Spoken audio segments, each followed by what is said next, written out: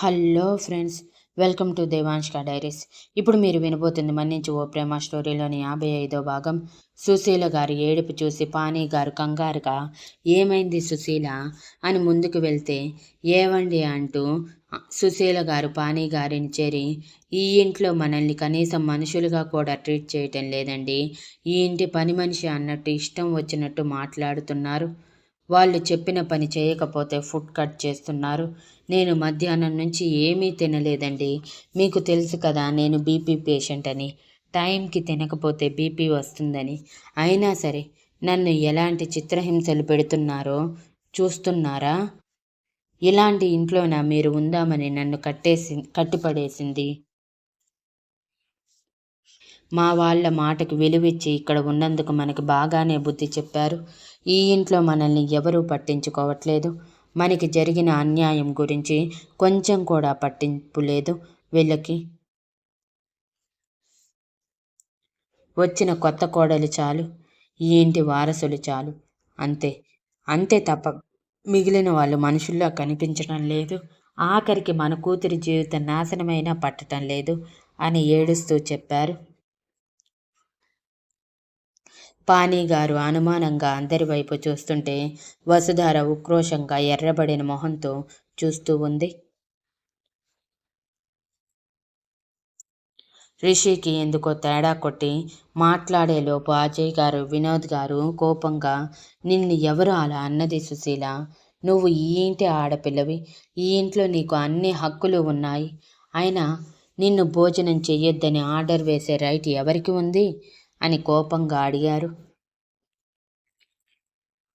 నాకు నేనే చెప్పాను పిన్ని గారిని భోజనం చెయ్యొద్దు అని అంటూ వసుధార ముందుకు రాగానే అజయ్ గారు కోపంగా చూస్తూ ఉంటే రిషి, అసలేం జరిగింది వసు? అత్తని ఎందుకు తినొద్దని చెప్పావు అని అడిగాడు.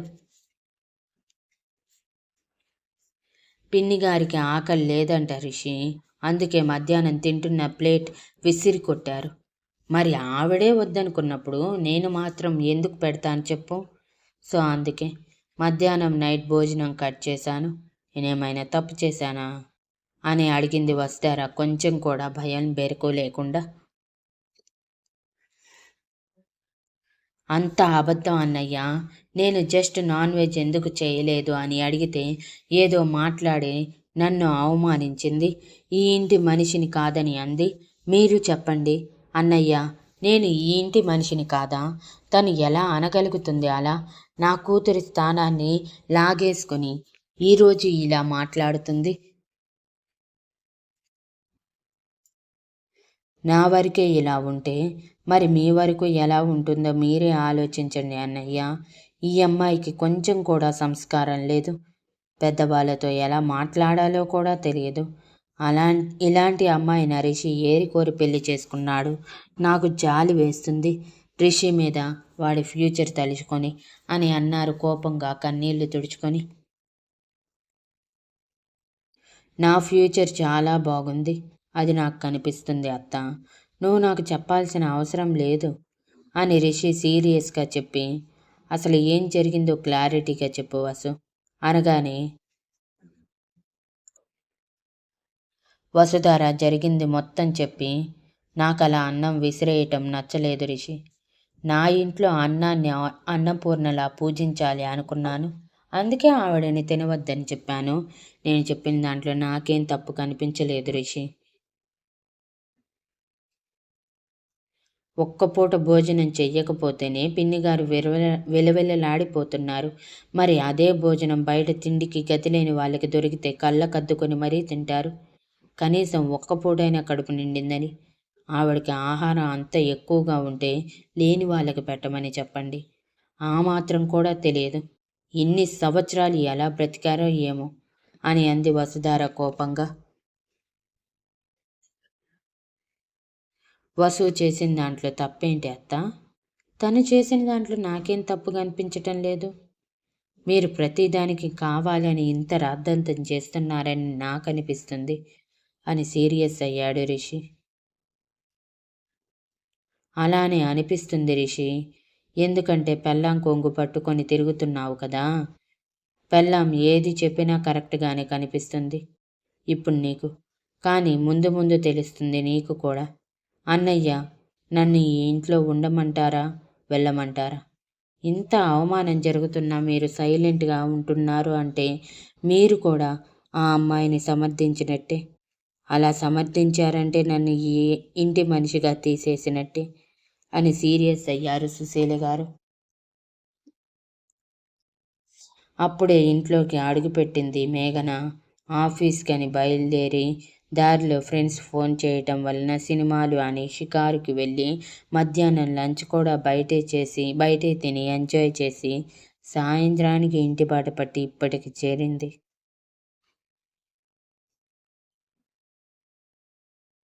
రావటమే జరుగుతున్న గొడవ చూసి ఏం జరిగింది మమ్మీ అని సుశీల గారి పక్కన చేరి అడిగింది.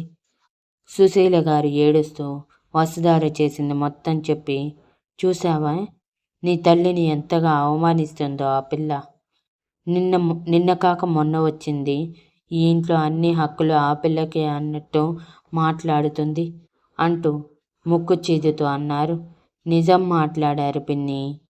నేను ఎన్నిసార్లు గుర్తు చేయాలో నాకేం అర్థం కావట్లేదు, కానీ ఈ ఇంటి మీద పూర్తి అధికారాలన్నీ నా చేతిలో ఉన్నాయి అని తన బొడ్లో ఉన్న తాళాలు చూపిస్తూ రిషి అన్నీ నాకు అప్పగించాడు. నాకు అప్పగించినప్పుడు నా ఇంటిని సవ్యంగా చూసుకోవాల్సిన బాధ్యత నా మీద ఉంది. మీ ప్లేస్లో మీరు లేకపోతే మా అత్తయ్య ఉన్నా ఎవరైనా సరే నా ఇష్టానికి వ్యతిరేకంగా ప్రవర్తిస్తే నేను ఇలానే రియాక్ట్ అవుతాను. మీ ఒక్క విషయంలోనే ఇలా మాట్లాడినట్టు మాట్లాడుతున్నారే, వాళ్ళు కూడా మీలానే అన్నాన్ని విసిరేసుంటే నేను అంతే రియాక్ట్ అయ్యేదాన్ని. దానికి ఏదో పెద్ద తప్పు చేసినట్టు రాద్ధాంతం చేస్తున్నారు. ఆకలి విలువ తెలిసిన వాళ్ళకి అన్నం విలువ తెలుస్తుంది అంట. మరి ఎప్పుడు మీకు ఆకలి విలువ తెలియలేదేమో, అందుకే ఇలా మాట్లాడుతున్నారు అని విసురుగా చెప్పి, రిషి ఈ గొడవంతా నా వల్ల కాదు. ఈ ఇంట్లో వాళ్ళందరూ నా మాట వింటారు అన్నావు కదా, మరి ఇప్పుడేమైంది సడన్గా అందరూ ఎదురు తిరుగుతున్నారు? నువ్వు వాళ్ళతో మాట్లాడుతావా లేదా అని సీరియస్గా అడిగింది.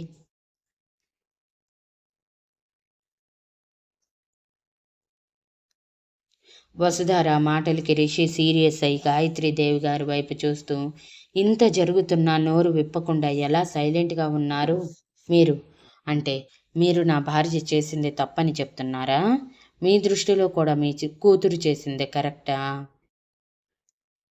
అయితే అన్నం అలా విసిరేయటం కరెక్ట్ అన్నమాట.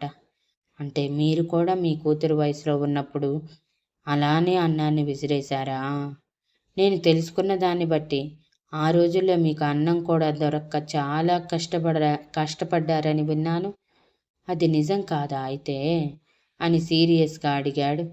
గాయత్రీదేవి గారు గంభీరంగా మొహం పెట్టి, సుశీల చేసింది తప్పు కాబట్టే నేను తన వైపు మాట్లాడలేదండి. మాట్లాడేదాన్ని అయితే ఇప్పుడు ఈ గొడవ ఉండేదే కాదు. అది మీరు ముందు అర్థం చేసుకోండి. అలా అని మీ భార్యని కూడా నేను సమర్థించలేను.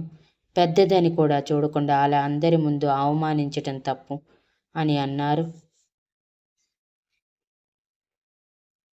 పెద్దరికం అనేది మనం చేసే పనుల వల్ల వస్తుంది అమ్మమ్మ గారు.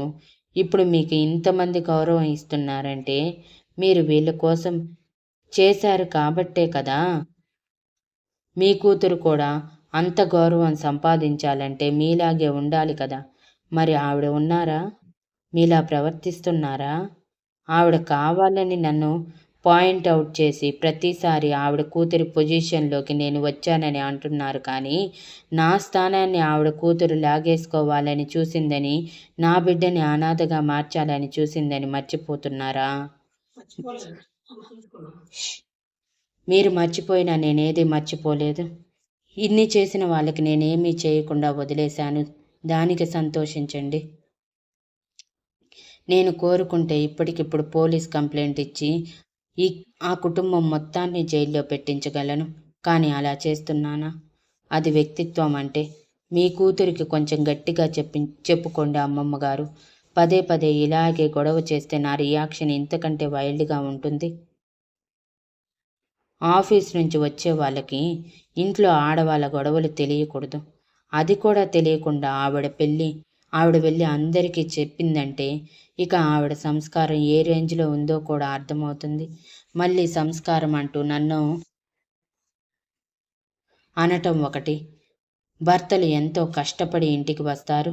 ఇంటి దగ్గర సమస్యలు వాళ్ళ దగ్గరికి చేరనివ్వకుండా మన మధ్య సాల్వ్ చేసుకోవాలి అన్నంత ఇంగితం కూడా లేదు అని చాలా విసుగ్గా చెప్పి, నువ్వు పద అంటూ రిషి చేతిలో ల్యాప్టాప్ బ్యాగ్ తీసుకొని అప్పటి వరకు వినోదం చూస్తున్న అంజలి చేతిలో ఉన్న వర్షిత్ని తీసుకొని తన రూమ్కి వెళ్ళిపోతే సుశీల గారు పళ్ళు నూరుతూ కన్నీళ్లతో, చూసావా అమ్మా, ఆ పిల్ల నన్ను ఎన్ని మాటలు అంటుందో అని అన్నారు. నోరు ముయ్, ఇప్పటికే చాలా ఎక్కువ చేశావు. నోరు మూసుకొని లోపలికి వెళ్ళు. నువ్వు చేసిన తప్పుకి తను శిక్ష విధించింది, అయిపోయింది. దాన్ని అక్కడితో వదలకుండా ఇంత దూరం ఎందుకు తీసుకువస్తున్నావు సుశీల? వెళ్ళు లోపలికి అని గట్టిగా చెప్పి, ఎవరి పనులు వాళ్ళు చేసుకోండి అని వెళ్ళిపోయాక సుశీల గారు ఏడుస్తూ ఆవిడ రూంలోకి వెళ్తే వెనకే పానీగారు మేఘన వెళ్ళారు. ఇక రూంలోకి వెళ్ళిన వసుధార కోపం, అసహనపు ఛాయలు మొహంలో కనిపిస్తూ ఉంటే రిషి నవ్వుకుంటూ తన కోట్ తీశాడు. రిషి నవ్వుకి వసుధార ఉక్రోషంగా, నీకు కూడా నేను తప్పు చేశాను అనిపిస్తుందా రిషి అని అడిగింది.